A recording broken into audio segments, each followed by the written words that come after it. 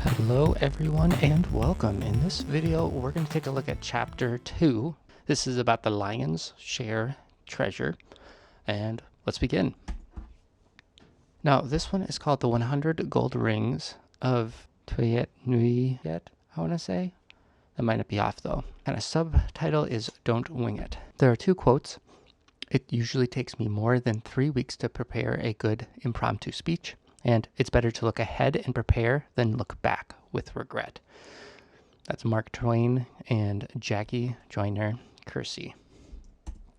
To get started, this chapter does have some what I would call notches in it, and I kind of went through all of the chapters. The first column is 1 through 9, and 10 being up at the top with Jackie Onassis's diamond sapphire brooch. Essentially, this seems like it could be similar to Ready Player One's Easter egg, which ended in a DeLorean, where the chapters had little notches in the letters, and then when you put those together, I think it was Almanac or something like that on a website, and then there were just of this kind of side quest of things that you would do.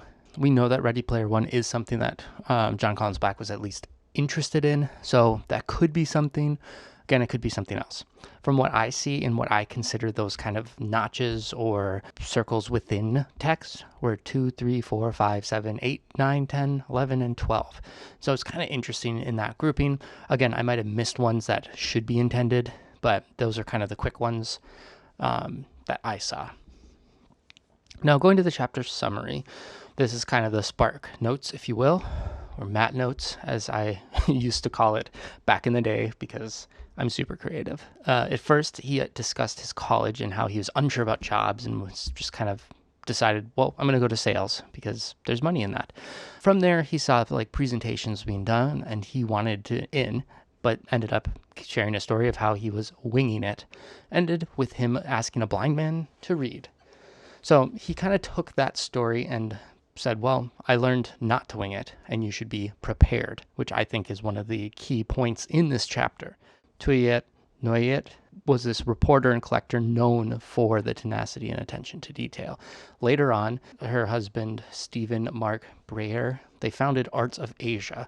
And John talks about how there is this collection of 100 ancient gold rings from Southeast Asia. And in July 2017, he actually calls out this exact special edition. Now, this is a link to purchase it if you want. I haven't. Leave it in the comment if someone has already gone through and done that. It's on my like kind of list of things that would be interesting to take a look at.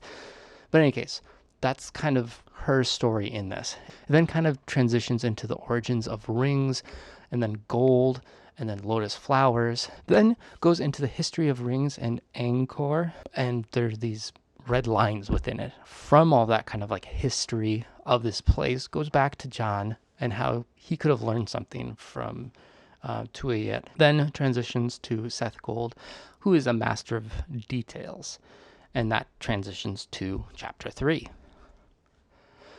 Now, one thing I wanted to point out, and I got kind of excited about going to that link, which is in the description, there is one called The Art of Giving, 55 Years of Collecting and Sharing. And I was like, oh, I recognize that. Oh, my goodness. And it was The Science of Giving is what I was thinking of. So again, if you've read that, let me know. I'm curious if there is something that would kind of made me more interested in it. Moving on, something I wanted to discuss and I personally found kind of interesting is the gold, the rings, the lotus, specifically the lotus flowers as it was discussed. Now, he talks about gold is different, and he kind of talks about Hinduism and Buddhism, where in Hinduism, it kind of is this myth of creation, Brahma, and how he was born from an egg of gold. Interesting that the egg comes into the next chapter too, if we're kind of looking at like segues between the chapters. There's also this, the more gold that you have, the more a person's body is actually reflected of the light of creation and would prepare the soul for that reincarnation. So it's almost, and in the red text, wearing a ring like that meant leaving nothing to chance when passing. It's the gold lotus ring, and that's what he was talking about. And if they're there, there would actually be this like different meaning of it. And the lotus flower is sacred. Then he goes into the life cycle of the lotus, where it's a metaphor of resilience and personal evolution. Continue on, he talks about how it's seeded, takes root underwater in mucky and dark, and that's the blueprint that is the plant is prepared. Again, the kind of keyword of this chapter. Lotus plants then grow up from the murky marsh, tall, elegant, regal flowers. May appear to be fragile and weak, but it's very strong. So this gold ring would have been the symbol of the wearer's ability to overcome obstacles and achieve whatever treasures one sought in life. So it seemed interesting calling that out. Specifically then goes into the colors. For Buddhists, the color of the lotus flower adds additional implications. Pink lotus signals there's historical significance. A red lotus, and then it goes to the next page, denotes love. A white lotus portends purity, but what about the color blue? A blue lotus possesses the most powerful symbolism of all. A blue lotus indicates knowledge and wisdom and is conjoined to prepare a path of enlightenment where secrets are revealed. So just that whole thing just makes me Spidey Senses. Like, what is going on with that? It does continue on talking about the shimmering gold and that this lotus ring of enlightenment being blue may have been in such a court. Then goes into Angkor and how Tomb Raider and Indiana Jones was in there, although I believe it's only Tomb Raider. And then the locals call it something I'm not even going to try to pronounce, but it means gold-bearing city. Now, in that, I found it kind of these definitions interesting. And looking on it, like red means love. A quick online search seems like, yes, it's love. White lotus, yes, does kind of mean like purity and kind of this wisdom, those ones. But historical significance for pink, like you have to almost, even looking up like, does pink lotus signal historical significance? It kind of goes back to like Buddha himself and like that portion, like not this awakening and spiritual. So it's almost seems like pink could signify like, hey, this history is important. Perhaps if John is using pink in the chapter, maybe that means there's historical significance, there's historic things you need to look up. Same for the color blue. He talks about that a lot more. Now, when you go into it, it does talk about kind of this enlightenment, this intelligent representing, but it feels weird that the enlightenment where secrets are revealed. And that feels like a treasure hunty phrase over a like religious or spiritual like type of phrasing. Again, that could just be me, but this was one of the things that I found most interesting in this chapter. Now, Spidey Senses, before setting forth, I need to be prepared. Now, I've talked about how maybe there are different steps. I found that one kind of interesting of like, oh, could this be step 4? I have to be prepared. But then like, where's step 3? And it just, I guess, is kind of the moral of this chapter, perhaps. But again, those 4 colors, perhaps each one means something. And so colors might make a difference, or maybe you can put it in some sort of bucket of clues based off of this call out. He did have a couple of things talking about like Angkor and like the history portion. So like every stone, statue, and archway was measured and angled with a specific intent. All corners were mapped out and designed with a special purpose. I've kind of talked about how there's some like corner changes or like borders. And so this kind of feels like a call out to that. Perhaps not. He also talked about if you want something of worth, I need to respect myself enough to properly plan and prepare to achieve it. Then if you're reading this book, she might encourage you to get to know these stories, to consider their contents, and not dismiss any details. And again, that feels like it kind of goes into that pink lotus of historical significance, or even knowledge and wisdom from blue. So, again, all interesting. And now let's go into the images in chapter 2. Now, one thing to call out is one of the rings has that kind of border with it that also you can see in chapter 8. Page 81, and there's one in part 2. The other thing is that this one's a little bit more square framed. So like this part is kind of added. You can see here that there's that little notch and then 1, 2, which you can kind of see those there. And then it's kind of extended on either side. For me, it obviously means that he has some sort of photo editing tool, whether or not he is creating this intentionally. So, and then being able to extend it. You can do that with like the Canva frames, or is there some intentionality to it? I would assume if it was, for example, like a state outline or something like that, it would be the exact same kind of thing and then put it again, you can extend it and still, like, if these parts are the important part and then this kind of middle extra area doesn't matter, to me, it seems like this is more a stylistic approach. However, there still could be something with the corner parts, as sort of called out in some of the Spidey Senses ones that I just discussed. Then there's some other rings. There is kind of this, what I would call a stamp outline, which is intriguing, and we'll look a little further. And then there is this Angkor temple picture, which I was able to find in Shutterstock. And then this is another one that was used somewhere else. Like, you can purchase it, and others have used that exact image. I didn't notice any differences in them. Obviously, some of it's cut out with this sort of torn frame, probably stylistic, but we'll see. Now, looking at this page a little further, I thought it was kind of interesting that there seems to be this kind of X in it, and perhaps something in there, kind of with this map or this roadmap kind of thought as one of the steps. Like, could there be an X marks the spot, and somehow these things are kind of lined up somehow or mapped out, or somehow you can kind of get there? Potentially.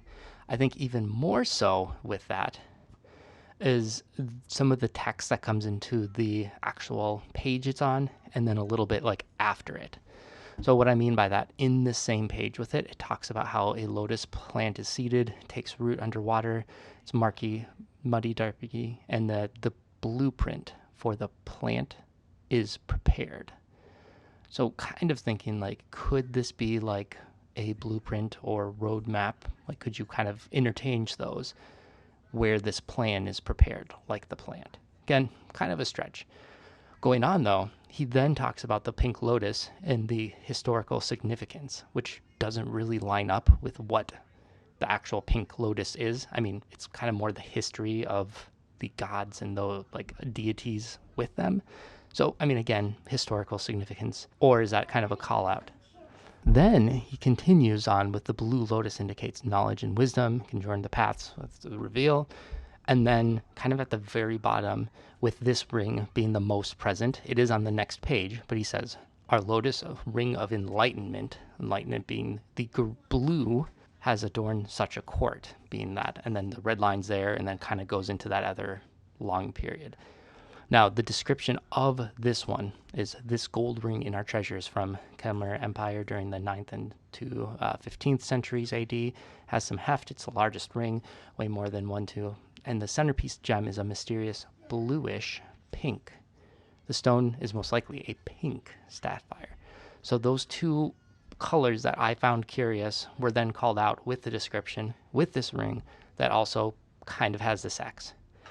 Again, I'm probably going on a tangent and sounding crazy, but these are the things in this chapter that I'm like, what if? Gets me excited, although I don't really know what to do with it. But in any case, let me know if you have any theories on that or have looked into something. But to me, there's enough connection. It makes sense, at least to me. But leave it in the comment if I'm starting to sound crazier than normal. These red lines, like I was talking about, and here's that, like, our lotus ring of enlightenment may have endured such a choice. There are 4 of these red lines here, and then later in 104 in these kind of page break. Now, again, kind of earlier, one of my speculations of these colors making a matter is, these red lines, are these a thing of love? To me, it kind of seems like an odd stylistic approach to basically just transition to a whole new story. Each time it kind of goes from one story into a new time frame or a time zone or something. Again, it's curious too, because there's only these 4 as a page break. There are other red lines like this in the book, either, horizontally, there's some vertically in like every chapter and stuff. But to me, with these like 4 colors that he kind of calls out and having them first introduced in there, it feels like there's some sort of piece to the puzzle. But again, it might just be a stylistic approach that was started and then stopped, or just to like, this is a bad transition, let's just throw this red line in. But wanted to at least throw that out. Maybe those are things of love, if there are these different 4 or more color buckets that we should put this in. let's go. This one does have a couple of fun Jonerisms, as I like to call them. One is, it's easy to see this train wreck approaching from miles away. The gentleman on the front was blind by his condition, but I was blinded by the flying by the seat of my pants. Whatever that means, I'm not sure. Feels like it's calling out trains, potentially flying, but that other than that, it just is kind of funny. Second, I've always preferred a 36,000-foot view. Creating this treasure hunt and writing this book, more than anything I've ever done, has forced me to face this weakness of mine head on. Again, kind of going into that flying bucket of odd sayings, calling out a couple of them. No idea what to do with them, but I guess if you're looking in the map things, perhaps something with a airport could be, or a train, or both within 36,000 feet, or who knows. Now, kind of the main themes or clues. Colors matter. The lotus flowers, I've talked a lot about those. He talks about all corners mapped out with a design or special purpose. Maybe those corners in those pictures that we see, although something else that could be all corners. And then finally, he kind of calls out that maybe she would want you to get to know these stories, to consider their contents, and not to dismiss any details. Thinking about researching further into stories and details. But also it's odd that it was don't dismiss any detail. Like rule out any little detail versus dismiss seems like an odd phrasing of it. I don't know. Well, like when would we dismiss a detail over like overlook one? But maybe that's just rambling.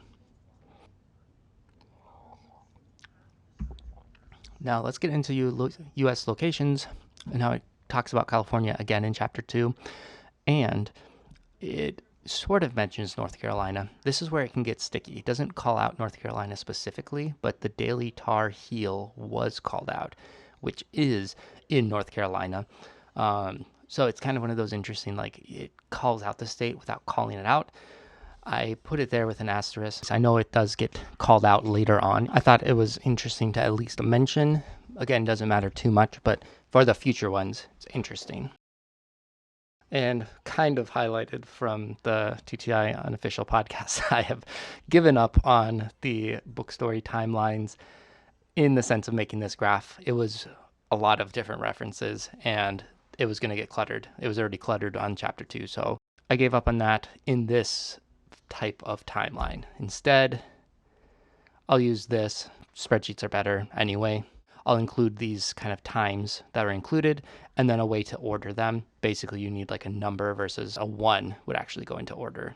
Any case, I'll have something there and maybe eventually make a nice graph with it when there's more. These were kind of the ones that I saw in the book. I think it was the majority of them, if nothing else.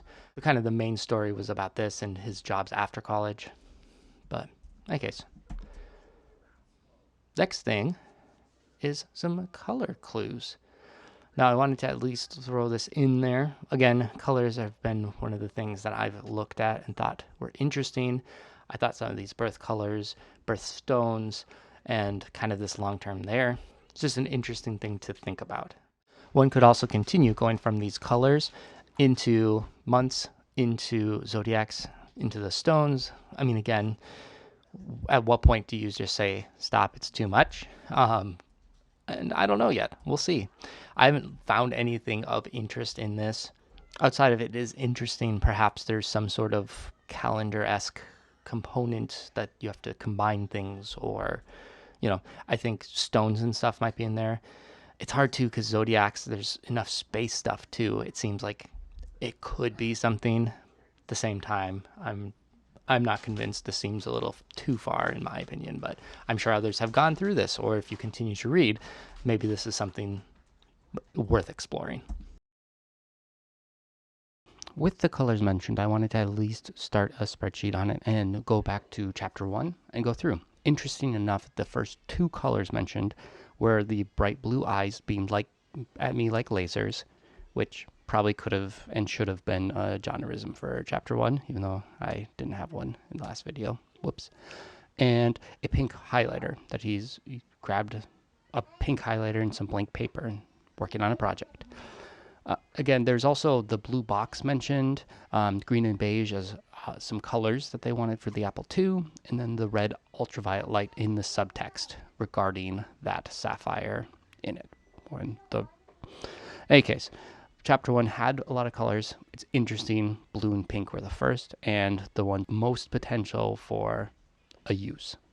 Finally, there's Chapter 2, a lot of colors. I'm not going to go through all of them in here. One thing I wanted to mention too is what if there could be colors used like in it, like the ring color of one of the pictures. Can you use one of those colors? I don't really know what the rules would be, because this is just something that I was thinking of, but wanted to put that there. And there's quite a few colors. Again, the bluish pinks, blues, and then kind of this showing the different types. Wanted to put them in there, and go check out the spreadsheet for that link and, resource. Now, to summarize everything in this video, we talked about the notches in the title and how those could be something like Ready Player One, the color theory that I've probably talked about too much, but to me, I would love it if that was something in this hunt and not just me. The potential X in the stamp background, the red lines that were like paragraph breaks, and I guess noting that there wasn't a like third or next step from kind of the steps 1 and 2 that he mentioned. Now he did, if there was something that was going to be like the next one, his mention of look into these stories and to consider their contents and don't dismiss any details. This again kind of seems like maybe an important like lesson that you could take away from it, but again, we'll see. So hopefully you find this helpful and enjoyable.